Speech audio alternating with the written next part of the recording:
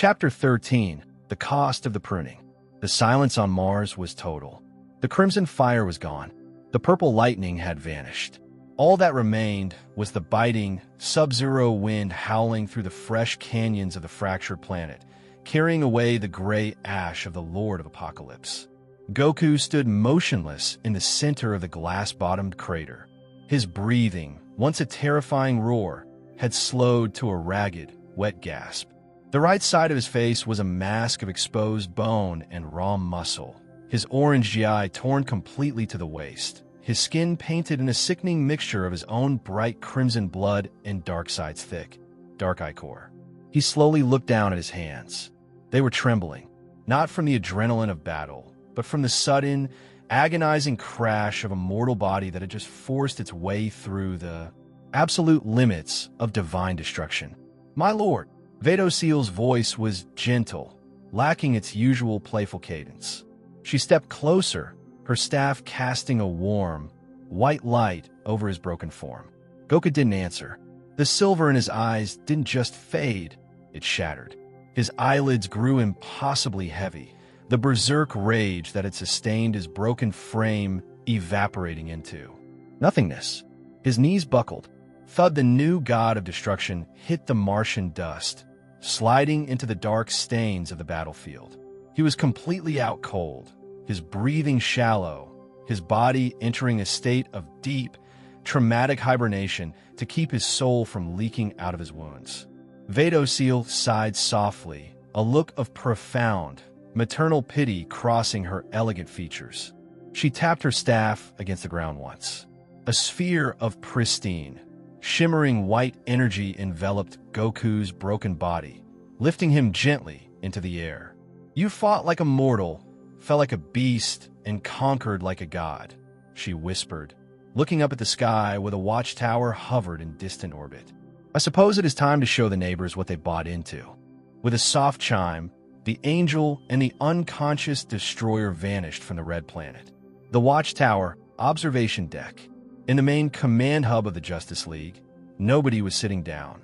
The primary monitors were still cycling through the data feeds from Mars, but the screens were glitching, unable to process the absolute vacuum left by a double Hakai. The feed of Darkseid being ripped apart from the inside out, his organs stamped into the Martian dirt, had been cut off halfway through by the sheer electromagnetic fury of Goku's aura. But they had seen enough. Tony Stark had his faceplate completely open, his skin a pasty, sweating white. He was leaning over a console, his hands gripping the metal so hard his armor groaned. "You pulled him out," Tony whispered, his voice shaking. He literally reached inside a cosmic god and, "Oh God, I think I'm going to be sick." "It wasn't a fight," Superman said. He was standing perfectly still, his eyes wide, his jaw completely locked. The Man of Steel looked older, the weight of a universe without Darkseid crashing down on him all at once. "It was a slaughter. I've fought Darkseid for years, Bruce. I've seen him conquer systems. I've never seen him afraid." "He wasn't just afraid, Clark," Batman said, his gravelly voice dropping into a register that made Flash shudder. Batman hadn't removed his cowl this time. He was staring at the telemetry of Mars' structural collapse. He was erased. The concept of the new god of evil is gone. But look at what replaced it. Batman pointed a gauntlet finger at the energy readout before it crashed. "That wasn't the martial artist we met in the sparring room," Batman continued, his eyes narrow and dark. "That was a weapon. If that energy ever turns toward Earth, there is no plan. There is no contingency. We don't have a cage big enough for a berserk destroyer." "Oh, come off it, Bats," Thor suddenly boomed, though his usual jovial tone was entirely missing. The god of thunder was gripping Stormbreaker, so hard his knuckles were white, a fierce, protective sweat on his brow. The Scion did what none of us had the stomach to do. He took the root of evil and tore it from the soil. It was a warrior's death, brutal and pure. "Brutal," Wanda Maximoff spoke up from the back, her hands trembling as red chaos magic leaked uncontrollably from her fingers. Her eyes were wide with residual psychic shock. "I felt his mind, Thor." In the end, there was no warrior. There was only a red void. He didn't just kill Darkseid, he enjoyed the tearing. Before Thor could argue, the air in the center of the room grew heavy. The scent of ozone, frozen dust, and copper flooded the sterile air of the watchtower. Chime! Seal appeared. Floating right beside her, suspended in the sphere of light, was Goku. The entire room went completely defensive. Tony's repulsors whirred to life. Superman dropped into a flying crouch. Thor raised Stormbreaker, and Captain America brought his shield up. Then they actually saw him. The sphere faded, and Goku's broken body was laid gently onto the central tactical table, right on top of the holographic maps of the universe. The sight was horrifying. The right side of his face was a gory mess of charred flesh and exposed jawbone, his breathing a faint, rattling whistle through a throat black with anti-life burns. Dried, dark blood covered his chest, his arms, and what was left of his GI. "Goku!" Flash cried out, running forward despite the terrifying pressure still radiating from the Scion's skin. "Stand back, Speedster," Seal said, her voice carrying an absolute, unyielding authority that froze Flash in his tracks. She didn't look angry, but the gentle assistant was entirely gone. His body is currently processing the feedback of breaking the mortal limiter while holding divine destruction. If you touch him, the residual Hawkeye in his sweat will dissolve your hands. Tony Stark lowered his repulsors, staring at the half-skinned face of the man who had just saved reality. Can you fix him? "I can stabilize the vessel," Seal said, her staff glowing with a soothing, blue light that began to weave over Goku's shattered face, slowly knitting the torn flesh back together, though the skin remained deeply scarred and raw. But the mind must rest. He entered the state of the primitive ape to survive the feedback. It will take time for the Scion to find his peace again. Superman walked slowly to the edge of the table, looking down at the scarred, unconscious face of Son Goku.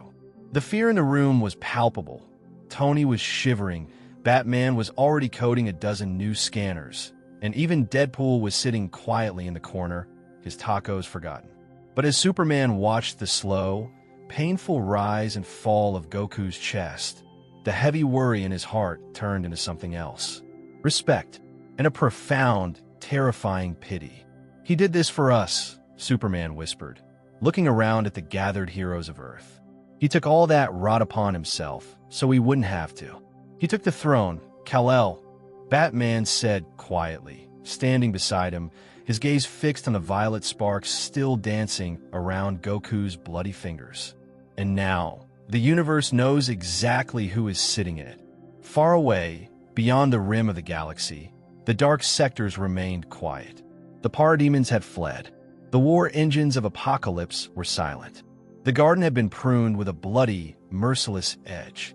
And as the god of destruction slept on a table surrounded by the world's greatest heroes, Universe 18 finally knew the true price of peace. End of Chapter 13. What if Goku became god of destruction of Universe 18? Chapter 14. The Way to the Crown. The recovery of a god was a silent, agonizing affair. For 3 days, the central tactical bay of the watchtower remained under absolute quarantine. No one was permitted inside except Seal, whose staff maintained a constant, rhythmic hum, singing a celestial melody that forced the hostile, volatile Hawkeye energy back into the deep recesses of Goku's soul. Through the reinforced glass of the observation deck, the heroes of Earth took shifts. They watched the jagged, raw tissue on the right side of Goku's face slowly knit together. The divine stabilization reformed his jawline and covered the exposed bone, but the damage inflicted by the primitive, berserk state and the point-blank blast of the Omega Sanction left a permanent mark. A thick, silver and violet scar now cut a jagged path from his jaw up to his right temple. An eternal brand of the day, the Scion became a butcher. On the 4th morning, the rhythm of the heart monitor finally stabilized. Beep, beep, beep. Goku's eyes snapped open. There was no explosion of energy, no battle cry. He simply sat straight up on a metallic table, the biosensors peeling away from his chest with sharp, static pops. He blinked, the dull black of his standard mortal eyes returning, clearing away the lingering red fog of his mindscape. He looked at his hands. They were clean, though the skin felt thick, heavy, and unfamiliar. He swung his legs over the side of the table, his bare feet touching the cold floor, and looked through the glass at the two figures who had been standing watch since the first hour. Batman and Superman. The glass doors slid open with a soft hiss. Goku walked out, his steps slow but steady. He didn't look like the cheerful, bouncing martial artist who had arrived in their timeline. His shoulders carried a visible, grounded weight.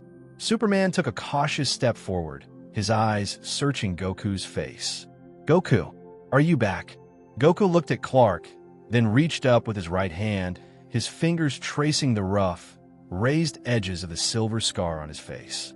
He let out a long, slow breath that sounded like a sigh of relief. "Yeah," Goku said softly, his voice lacking its usual boisterous volume. "I'm back. Sorry about the mess on Mars, guys. I kind of lost my head for a bit." "You eliminated the greatest threat this universe has ever known," Batman said, his gravelly voice an unreadable flatline. He stepped closer, his cowl lenses zooming in on the silver scar. "But you did it by becoming something just as dangerous. Wanda felt your mind, Goku. She said there was nothing left but a red void." Goku looked down at his bare feet, his expression turning uncharacteristically solemn. "She's right. When that guy, Darkseid, when he started talking about making the universe quiet and taking away everyone's hearts, something inside me just snapped. It wasn't like fighting Jiren or Majin Buu. I wasn't trying to see who was stronger. I just wanted him gone." He looked back up, his eyes meeting Batman's. "That's what Lord Beerus meant. The power of a destroyer isn't a technique you practice to win a match. It's a weight. If you don't hold it down, it holds you down." The heavy silence that followed was broken by the sound of heavy, armored boots. Tony Stark walked onto the deck, his faceplate retracted, holding a massive metal container that smelled heavily of spices, cheese, and charred flour. "Look, I'm all for the cosmic existential dread therapy session," Tony said, setting the container down on a nearby crate with a heavy clunk. "But the speedster said if I didn't get these up here the second the big guy woke up, he was going to vibrate my arc reactor out of my chest. 400 tacos from a spot in Queens. Eat up, kid. You earned it." Goku's eyes sparked with a tiny, familiar glint of light.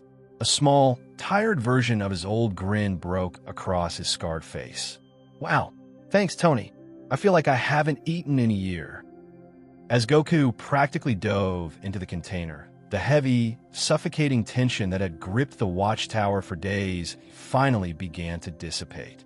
Superman let out a breath he felt like he'd been holding since Mars, and even Batman's rigid shoulders dropped. A fraction of an inch. But peace was a luxury the universe could no longer afford. Deep space, the ruined sector of apocalypse. While the god of destruction ate his breakfast on the watchtower, the consequences of his victory were already rippling across the stars. With Darkseid erased from the fabric of reality, the absolute, iron authority that had held the fiery world of Apocalypse together for millennia vanished. The Parademon legions, no longer tethered to the tyrant's mind, had turned on themselves in a mindless, feral feeding frenzy. The Grand War factories were burning, exploding from the inside out as rival generals, Steppenwolf, Calabac, and Granny Goodness, tore the planet apart in a desperate, bloody civil war for the vacant throne. But from the shifting shadows of the burning palace, a completely different presence emerged. Space didn't tear open with the harsh, mechanical roar of a boom tube. Instead, the fabric of the dimension simply dissolved, turning smooth, white, and completely empty. Three figures stepped out of the void onto the cracked, ash-covered ground of Apocalypse. They did not look like gods. They did not look like mortals. They were colossal, geometric entities of pure, polished obsidian armor, their faces entirely blank save for a single, burning white slit that served as an eye. They moved with a synchronized, terrifying precision that defied standard physics, their very footsteps leaving footprints of absolute non-existence in the red dirt. The judges of the multiversal core had arrived. The central entity raised a massive, three-pronged spear, the tip of the weapon igniting with a cold, pale light that completely neutralized the ambient heat of apocalypse fire pits. Scanning Sector 2814. Anomaly verified. The concept of evil has been removed prematurely. Balance deviation, critical. The judge to the left, its armor shifting with the sound of grinding glass, turned its burning white eye toward the distant star system where Earth resided. Identification of the cause, successor Kakarot. Status, unsanctioned destroyer. Execution protocol, initiated. The three entities leveled their weapons toward the sky. Instantly, the burning sky of Apocalypse turned to stark, blinding white, the fire pits freezing over into black, dead stone as the ancient mechanism began to pull the localized reality toward a state of complete erasure. The watchtower, main bridge. Goku suddenly stopped chewing. A half-eaten taco fell from his hand, bouncing off the console and hitting the floor. The light-hearted air in the room vanished instantly, replaced by a sudden, violent drop in temperature that turned the hero's breath into thick plumes of white mist. "Goku," Superman asked, his hand instinctively dropping to his side as he felt the hair on the back of his neck stand up. "What is it? What do you hear?" Goku didn't answer. He stood up slowly, his bare chest glistening with a sudden, cold sweat. His single left eye was fixed on the grand observation window, staring past the blue horizon of Earth, past the ruined remains of Mars, straight into the deep darkness of the cosmos. The silver scar on his face was pulsing, glowing with a faint, angry violet light. "They're coming," Goku whispered, his voice dropping into that dual-toned, terrifying resonance that had flattened the Martian landscape. Beside him, Seal gripped her staff with both hands, her eyes wide with a genuine, uncharacteristic alarm. The playful angel was entirely gone, her golden halo flickering with a chaotic, defensive energy. "My lord," Seal said, her voice tight. "The universe isn't just reacting to you anymore." She looked at the main monitors, which were suddenly screaming with an entirely new classification of warning. "The architects, they've decided Universe 18 is a failed crop." End of Chapter 14. What if Goku became God of Destruction of Universe 18? Chapter 15, The Line to the Heavens. The Watchtower Bridge was freezing. The emergency monitors didn't just flash red anymore. The screens were physically cracking, the glass spiderwebbing as the localized reality code began to warp. Outside the grand viewport, the stars didn't look like distant suns. They looked like fading embers, flickering rapidly as a colossal, unnatural shadow began to creep across the sector. "The atmospheric pressure outside the station is fluctuating," Tony Stark shouted, his fingers flying across a completely frozen interface. "And by fluctuating, I mean space itself is losing its density. It's like someone is pumping the air out of a room, but the room is the universe." "Wanda," Captain America called out, rushing over to help the Scarlet Witch, who had fallen to her knees, her hands pressed against her temples as she screamed in agony. They're not thinking." Wanda gasped, red chaos magic bleeding from her eyes and pooling on the floor. "There are no minds out there. It's just code." A massive, cold voice saying delete, delete, delete. Superman floated to the center of the room, his cape billowing in the artificial draft. "Goku, Seal, what are we dealing with? If these things are coming for Earth, we need a plan." Goku didn't answer right away. He stood perfectly still, his bare feet anchored to the trembling floor panels. The silver and violet scar on his face was burning, a stark contrast to the deathly pale color of his skin. He could feel it. The energy crossing the galaxy wasn't aggressive or full of malice like Darkseid's. It was completely empty. It was the energy of a machine doing its job. He turned his head slowly, his single black eye looking at the angel standing beside him. Seal was gripping her staff so tightly her knuckles were white. Her golden halo, usually a symbol of absolute, effortless grace, was spinning erratically, casting sharp, jagged slivers of white light across the metallic bulkheads.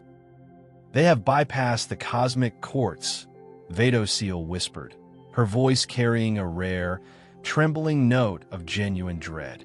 The judges do not answer to the lords of lords, nor do they care for the balance of creation and destruction. They are the automated shears of the multiversal core. When reality becomes too unstable, they simply overwrite the sector. Can we fight them? Thor demanded, stepping forward and lifting Stormbreaker, the lightning crackling around the axe head, looking dim and weak against the encroaching darkness outside. If they have flesh, they can be slain. If they have armor, it can be shattered. No, God of Thunder, Vadosiel said, looking at him with deep solemnity. To fight them is to fight the rules of existence itself. If you strike them, you are merely striking the ink on the page. Batman stepped up into Goku's line of sight, his cowl lenses dark. There's always a way to rewrite code, Vadosiel. We need options. Goku let out a long, heavy breath. The tired, exhausted look left his face, replaced by a cold, sharp focus that the heroes had only seen right before Mars turned to glass. He walked over to Vadosiel, placing a heavy, scarred hand directly on the smooth wood of her divine staff. Vadosiel, Goku said, his voice dropping into a quiet, absolute register that silenced the entire room. Yes, my lord. Goku looked directly into her wide, violet eyes. Call the Grand Priest. The room went completely still. Flash blinked, looking between the two. The who? Vadosiel stiffened, her breath catching in her throat. My lord, to summon my father to a foreign reality without the explicit authorization of the Omni King is an unprecedented breach of protocol. If the Grand Priest enters Universe 18, it means we are officially declaring this timeline an existential hazard. He might erase it himself just to contain the leak. Look out the window, Vadosiel, Goku said, his hand tightening on the staff. The violet sparks of the destroyer began to dance around his fingers, bleeding into the angel's divine weapon. Those giant stone guys are already doing that. I promised Clark and the others that I'd protect this place. I'm the god of destruction here, right? He gave her a small, fierce smile. The smile of a scion who refused to let anyone else dictate how his fight would end. If I'm going to get yelled at by your dad, I'd rather do it while the universe is still here. Call him. Vadosiel stared at Goku for a long, agonizing second. She saw the silver scar pulsing on his face, the raw determination in his eye, and the absolute refusal to back down. Slowly, the tension left her shoulders. A small, elegant smile returned to her lips. You truly are a terrible student, Lord Goku, she murmured softly. She lifted her staff, slamming the base of the weapon down onto the watchtower floor. Chime. The sound didn't just echo through the room. It stopped the vibrations of the station entirely. The cracking monitors froze. The leaking chaos magic around Wanda's fingers instantly vanished, snapped back in her body by a sudden, absolute authority. Vadosiel closed her eyes, her voice turning into a high-pitched, harmonic chant that seemed to resonate through the very atomic structure of the heroes' bodies. Father, the successor of Universe 7 has claimed the throne of the 18th. The automated shears have awakened. The garden is about to be lost. She struck the floor a second time. Ding! A pillar of pure, unadulterated blue and white light erupted from the top of the staff, tearing straight through the reinforced ceiling of the watchtower without damaging a single wire. The beam shot into the deep void of space, cutting through the encroaching darkness like a spear of solid diamond. At the center of the light, the fabric of the universe didn't just warp. It folded perfectly flat, creating a pristine, white doorway in the middle of the command deck. The heroes of Earth fell back instinctively. Superman landed on his feet, his jaw dropping as his super hearing picked up a sound that shouldn't exist, the sound of a heartbeat that was perfectly synchronized with the rotation of the cosmos. From the white doorway, a short figure stepped out. He wore a dark blue vest with a red triangle on his chest, a soft gray sash around his waist, and a large, glowing blue halo that floated serenely behind his head. His skin was pale blue, his hair white, and his expression was completely, terrifyingly peaceful. The Grand Priest, the absolute authority of the multiverse, had entered Universe 18, and as his calm, Violet eyes swept across the room, landing finally on the scarred face of Son Goku. The entire watchtower felt like it was resting on the head of a pin. "Well, Goku," the Grand Prix said, his voice soft, polite, and impossibly heavy. "You certainly know how to make a mess." End of chapter 15.